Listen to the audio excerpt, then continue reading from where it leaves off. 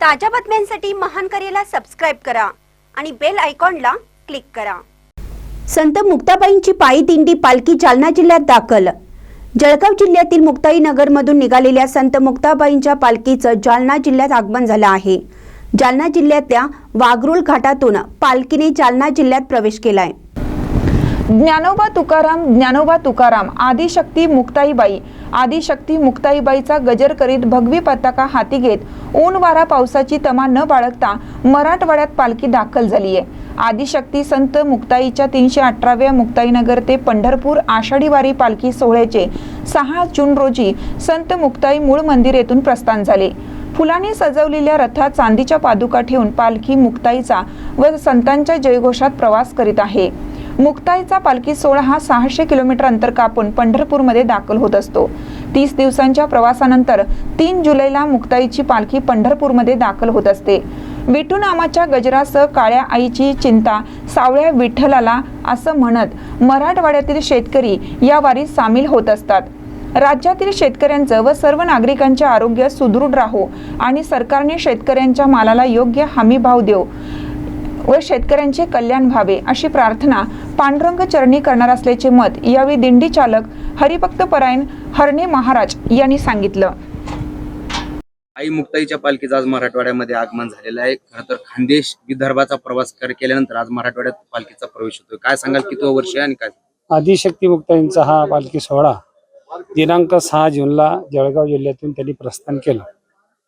30 दिवसाच्या प्रवासामध्ये 2 दिवसात जळगाव जिल्ह्यामध्ये चालतो, 8 दिवस बुलढाणा जिल्ह्यातून चालतो। जालना जिल्ह्यामध्ये जवळजवळ हा 5 ते 6 दिवस असतो। बीड जिल्ह्यामध्ये 7 दिवस, धाराशिवमध्ये 4 आणि सोलापूरमध्ये 4 असा 30 दिवसाचा प्रवास करून पंढरपूरला सोहळा पोहोचतो। महाराष्ट्रातील हा 7 मानाच्या ज्या काही पालख्या आहेत, निवृत्ती, ज्ञानदेव, सोपान, मुक्ताबाई, एकनाथ, नामदेव, तुकाराम, त्यामध्ये श्री संत म्हणून एकमेव असलेल्या मुक्ताबाईंचा पालखी सोहळा आहे। विदर्भ, मराठवाडा, खानदेश, मध्य प्रदेश या भौगोलिक प्रदेशातून निघणारा पालखी सोहळा आहे।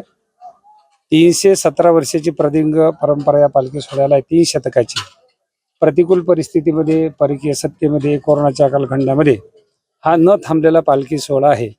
अखंड वारी करणारा हा मुक्ताबाईंचा पालखी सोहळा आज जालना जिल्ह्यामध्ये विदर्भाचा प्रवास करून जालना जिल्ह्यामध्ये त्यांनी प्रवेश केलेला आहे। 4 ते 6 दिवस हा पालखी सोहळा आज जालना जिल्ह्यात चालेल। गोदावरीचं स्नान करून जालना जिल्ह्याचा निरोप करून घेऊन हा पालखी सोहळा बीड जिल्ह्यामध्ये प्रवेश करेल।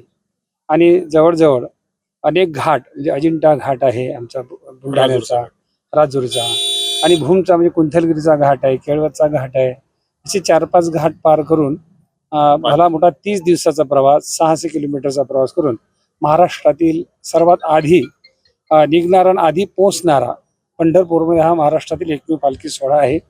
हा पालखी सोहळा पंढरपूरला पोहोचल्यानंतर त्याचं वैशिष्ट्य आहे स्वतंत्र। तो सगळ्या संतांना घेण्याकरता वाखरीला जातो आणि सगळ्या संतांना सन्मानाने पंढरपूरमध्ये प्रवेश करून देतो।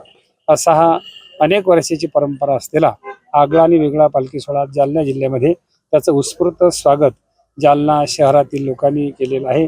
आणि पुढे सुद्धा तो पांझरापोळ आणि आपल्या काजळा फाट्यावर हा मुक्कामाला राहणार आहे।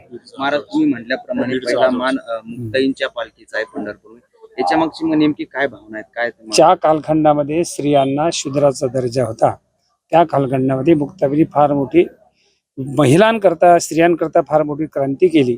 आणि मग सगळ्या संतांनी ज्ञानोबांना तटीच्या बाहेर काढण्याचं काम असेल, नामदेवरांचा गर्व परिहार असेल, आणि चांगदेव महाराजांना खऱ्या अर्थाने त्यांच्या स्वरूपाची ओळख करून देण्याच्या संदर्भामध्ये विचार असेल, हा लहानशा मुक्ताबाईंनी सगळ्या संतांना एक भला मोठा विचार दिल्यामुळं सगळ्या संतांनी मुक्ताबाईचं स्थान सर्वत्र वरिष्ठ आदिशक्ती असं केल्यामुळं या सोहळ्याला सर्व संत परंपरेमध्ये एक वेगळा मान आहे आणि त्याचीच परंपरा म्हणून या सोहळ्याला सामोरे जाण्याचा मान मिळालेला आहे।